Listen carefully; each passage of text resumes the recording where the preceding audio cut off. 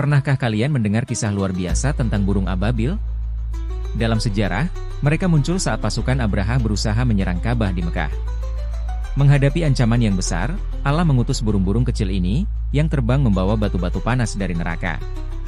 Dengan kekuatan yang tidak terduga, burung ababil melawan pasukan besar yang bersenjata lengkap. Dalam sekejap, mereka mengacaukan barisan musuh dan menggagalkan niat jahat untuk menghancurkan rumah suci umat Islam. Kisah ini bukan hanya tentang keberanian, tetapi juga tentang keyakinan akan perlindungan Tuhan. Hingga kini, burung ababil menjadi simbol harapan dan kekuatan dalam menghadapi kezaliman.